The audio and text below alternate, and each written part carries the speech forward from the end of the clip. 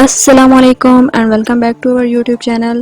آج کی اس ویڈیو میں ہم بات کرنے جا رہے ہیں کہ راجہ رنجیت سنگھ کی گھوڑی اسپ لیلا میں ایسی کیا خاص بات تھی جس کے حصول کے لیے 12,000 جانیں داؤ پر لگ گئی تھیں۔ لیکن اس سے پہلے آپ کو ہمارے چینل کو سبسکرائب کرنا ہوگا، ویڈیوز کو لائک اور شیئر کرنا مت بھولیے گا۔ 19ویں صدی کا 30واں سال، لاہور تب پنجاب کے مہاراجہ رنجیت سنگھ کی راجدھانی تھا۔ 19 برس کی عمر میں جولائی سن 1799 میں لاہور پر قبضہ کرنے کے بعد اپنے نام رنجیت یعنی میدان جنگ میں فاتح کی لاج رکھتے ہوئے گوجرانوالا کے یہ سکھ جاٹ جنگجو امرتسر، کشمیر، ملتان، دہلی، لداخ اور پشاور تک اپنی سلطنت کو وسعت دے چکے تھے۔ 40 برس تک پنجاب پر حکمران رہنے والے رنجیت سنگھ پاؤں زمین کے بجائے رکاب میں رکھنا زیادہ پسند کرتے تھے۔ ان کے شاہی استبل میں 12,000 گھوڑے تھے اور کہا جاتا ہے کہ ان میں سے کوئی بھی 20,000 روپیوں سے کم میں خریدا نہیں گیا تھا۔ ان میں سے 1,000 گھوڑے صرف مہاراجہ کے لیے مخصوص تھے۔ وہ تھکے بغیر گھنٹوں گھڑ سواری کر سکتے تھے۔ کوئی پریشانی ہوتی یا غصہ تو گھڑ سواری سے اپنے حواس بحال کرتے۔ 2 گھوڑے ہمیشہ ان کی سواری کے لیے تیار ہوتے تھے اور گھوڑے کی پیٹھ پر بیٹھے ان کا دماغ خوب چلتا۔ مہمانوں سے گفتگو گھوڑوں ہی کے موضوع پر کرنا پسند تھا اور ان کے دوست جانتے تھے کہ اچھی نسل کا گھوڑا رنجیت سنگھ کی کمزوری ہے۔ یہی وجہ ہے کہ انگریز بادشاہ نے جہاں انہیں اسکیش گھوڑے تحفے میں دیے تو حیدرآباد کے نظام نے بڑی تعداد میں عربی گھوڑے بھجوائے۔ رنجیت سنگھ نے اپنے گھوڑوں کو نسیم، روحی اور گوہر بار جیسے شاعرانہ نام دے رکھے تھے۔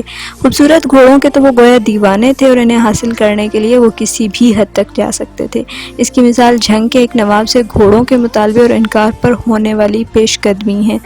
مہاراجہ کو کہیں سے علم ہوا کہ جھنگ کے نواب کے پاس بہت اچھے گھوڑے ہیں۔ پیغام بھجوایا کہ ان میں سے چند تحفہ کیے جائیں۔ نواب نے اس درخواست کا مذاق اڑاتے ہوئے انکار کر دیا تو رنجیت سنگھ نے حملہ کر کے نواب کے علاقے پر قبضہ کر لیا۔ نواب اس وقت تو ان گھوڑوں کو لے کر فرار ہو گیا مگر چند روز بعد واپس آیا اور انہیں مہاراجہ کی خدمت میں پیش کر دیا۔ ایسا ہی کچھ شیری نامی گھوڑے کے لیے ہوا۔ جب شہزادہ کھڑک سنگھ کی کمان میں فوج کشی ہوئی اور اس کے مالک شیر خان نے 10,000 روپے سالانہ کی جاگیر کے بدلے یہ گھوڑا رنجیت سنگھ کو دینا منظور کیا۔ سبک رفتار سفید پری نامی گھوڑی منکیرا کے نواب کے پاس تھی۔ رنجیت سنگھ کا دل اس پر آیا تو اپنے جرنیل مصر چند دیون کو خط لکھا کہ وہ نواب سے گھوڑا طلب کریں اور اگر انکار کریں تو ان کی جائیداد چھین لی جائے۔ لاہور لیلا تھی بھی تو بہت خوبصورت مگر مہاراجہ کا اسے پانے کا جذبہ بھی اتنا ہی شدید تھا۔ اس گھوڑی کے حسن کا چرچہ فارس اور افغانستان تک تھا۔ اس کے مالک پشاور کے حاکم یار محمد رنجیت سنگھ کے باجگزار تھے۔ وہ اس گھوڑی کے لیے شاہ ایران فتح علی خان قاجاری کی 50,000 روپے نقد اور 50,000 روپے سالانہ جاگیر اور سلطان روم کی پیشکش ٹھکرا چکے تھے۔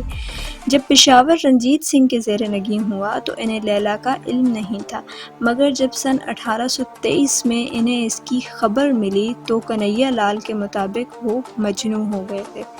رنجیت سنگھ نے گھوڑی کا اتا پتہ لگانے کے لیے پوری جماعت تشکیل دے دی۔ کچھ نے کہا گھوڑی پشاور میں ہے جبکہ دوسروں کے مطابق مہاراجہ کی دلچسپی کی خبر ملتے ہی اسے کابل منتقل کر دیا گیا تھا۔ اس اطلاع پر مہاراجہ نے اپنے خصوصی ایلچی فقیر عزیز الدین کو پشاور بھیجا۔ وہ واپسی پر تحائف میں کچھ اچھے گھوڑے ساتھ آئے لیکن لیلا ان میں شامل نہیں تھی کیونکہ یار محمد نے رنجیت سنگھ کے ایلچی کو بتایا تھا کہ ان کے پاس وہ گھوڑی نہیں ہے۔ رنجیت سنگھ کو یقین تھا کہ یار محمد جھوٹ بول رہے ہیں۔ یار محمد کا 12 سالہ بیٹا مہاراجہ کے دربار میں تھا۔ ایک بار اس نے مہاراجہ کے کسی گھوڑے کا تقابل لیلا سے کیا۔ مہاراجہ نے پوچھا مگر کیا لیلا زندہ ہے؟ تو لڑکے نے جواب دیا جی ہاں بالکل۔ یار محمد نے اپنی گھوڑی رنجیت سنگھ کے حوالے کرنا منظور نہ کیا اور سید احمد بریلوی سے جا ملے جو اس وقت مہاراجہ سے برسرِ پیکار تھے۔ سن 1826 میں بدھ سنگھ سندھیری والیا کے زیر قیادت ایک سکھ فوج سید احمد سے نپٹنے اور گھوڑی لینے کے لیے پشاور جا پہنچی۔ حکم تھا کہ کچھ بھی ہو جائے گھوڑی ہر قیمت پر لاہور دربار پہنچنی چاہیے۔ اس موقع پر ایک خونی جنگ ہوئی جس میں ہزاروں افراد مارے گئے۔ بدھ سنگھ کو بھی یار محمد نے اور گھوڑے تحفے میں دیے، مگر لیلا کے بارے میں پھر بتایا کہ وہ تو مر چکی ہے، مگر رنجیت سنگھ کے جاسوسوں کی خبر تھی کہ گھوڑی زندہ ہے۔ مہاراجا نے غصے میں شہزادہ کھڑک سنگھ کی قیادت میں ایک اور مہم بھیجی۔ فرانسیسی جرنیل وینٹورا جو پہلے نپولین کی فوج میں تھے اور اب مہاراجا کے خاص معتمد بن چکے تھے، اس مہم کا اہم حصہ تھے، لیکن ان کے پشاور پہنچنے سے پہلے ہی یار محمد کو ان کے اپنے قبیلے نے گھوڑی پر لڑنے کے باعث ہلاک کر دیا۔ بعض روایت میں آتا ہے کہ ان کے پہاڑوں میں روپوش ہونے کی بات ہوئی تھی، بہرحال ان کی جگہ ان کے بھائی سلطان محمد نے لے لی۔ اس مہم میں لاہور دربار نے فتح پائی۔ جب سلطان محمد سے جرنیل وینٹورا نے لیلا کا مطالبہ کیا تو انہیں بھی بتایا گیا کہ لیلا مر چکی ہے، تاہم وینٹورا نے نئے حکمران کو انہی کے محل میں پابند کر دیا اور آگاہ کیا کہ 24 گھنٹے کے اندر ان کا سر قلم کر دیا جائے گا۔ تب جا کر سلطان محمد گھوڑی ان کے حوالے کرنے پر راضی ہوئے، تاہم مورخین کے مطابق ایسا کرتے ہوئے وہ ایک بچے کی طرح بلک بلک کر روئے۔ پشاور سے گھوڑی کو فوری طور پر ایک خصوصی گاڑی میں 500 فوجیوں کی قیادت میں لاہور روانہ کیا گیا۔ یہ بادامی باغ اور قلعے کے آس پاس دھلی دھلائی سڑکوں سے گزرتی مغربی عقری دروازے پر لاہور پہنچی۔ یہ سن 1830 کا واقعہ ہے، گویا پہلی خبر سے پہلی جھلک تک کا سفر 7 سال کا رہا۔ لیلا کی آمد پر سکھ راجدھانی میں جشن کا سامان تھا، کیونکہ مہاراجا کے خواب کی ایک عرصے کے بعد تکمیل ہو رہی تھی۔ رنجیت سنگھ نے جرمن سیاح ہیرن چارلس ہیوگل کو خود بتایا کہ 60 لاکھ روپے اور 12,000 فوجی اس گھوڑی کو پانے میں کام آئے تھے۔ رنجیت سنگھ کسی بھی گھوڑے پر بیٹھتے تو ان کی شخصیت کا تاثر ہی بدل جاتا، یوں لگتا کہ وہ اور جانور ایک ہو گئے ہیں۔ جب لیلا کو مہاراجا کے استبل میں لایا گیا تو وہ کچھ اڑیل سی تھی اور اپنے مضبوط سفید دانت نکوس کر ملازموں کی طرف بڑھتی۔ رنجیت سنگھ نے اسے پیار سے اس کے سر پر ہاتھ پھیرا اور کان میں کچھ کہا کہ وہ ان کی متبع ہو گئی۔ اس روز کے بعد لیلا نے مہاراجا کے علاوہ کم ہی کسی اور کو خود پر سوار ہونے دیا۔